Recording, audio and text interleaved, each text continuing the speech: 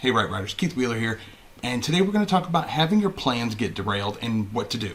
So if you know anything about selling things, you know typically that Q4 or the fourth quarter, last 3 months of the year, are really your biggest sales days.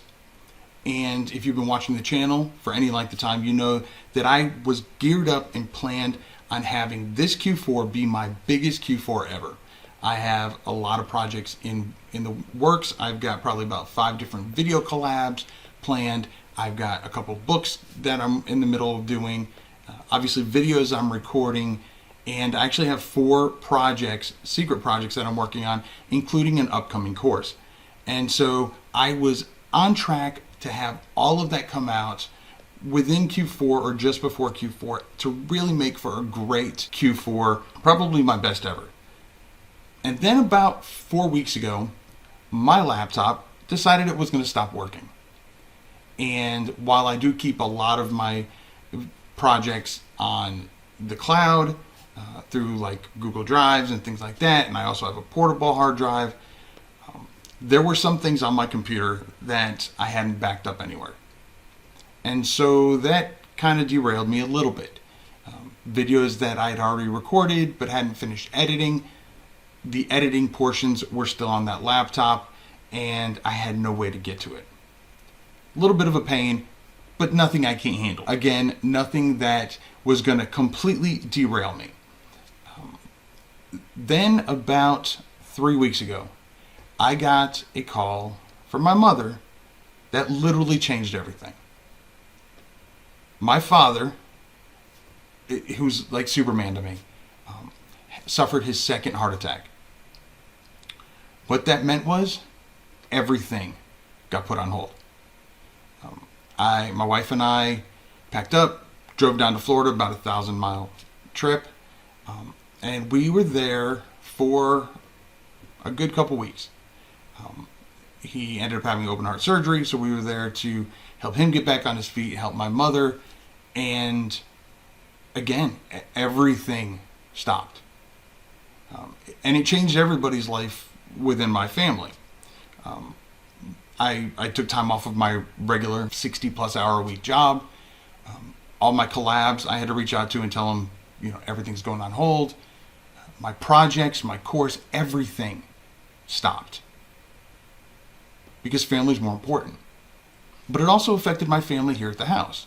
My kids didn't have me there to wake them up in the morning, make sure they were ready for school, get them to and from work, things like that. Now, before anybody freaks out, there were sitters and stuff like that, but it wasn't us. So, yeah, everything changed. Now, fast forward 2 weeks later, my dad is doing great. He's literally Superman to me. 2 days after he had open heart surgery and was home, he was up doing laps around the house. Literally blows my mind. But that got me thinking, if he can overcome that quickly, who am I to use an excuse like my laptop broke, or I had to stop doing videos or working or whatever for a couple weeks? That's a lame excuse. One thing that you may not know about me, and in the Facebook group, someone reached out and asked, how do you stay motivated? I have what I call a motivation wall. What it is it's actually just a picture frame. And inside the picture frame is pictures of my family. I have my goals on there, my short-term goals, my long-term goals. I have some inspirational quotes. I have book covers of people that I look up to in my genres that I want to make my equal. I want to get there. That's my goal. But again, mainly it's my family. So that's how I stay motivated. But again, getting back to getting derailed. So it would have been really easy for me to just say, well, this fourth quarter's a wash. I'll just focus on 2021, hopefully it'll be a better year, and just play it from there. But that's not me. And that's not you. It's easy to do that. This job isn't for the easy.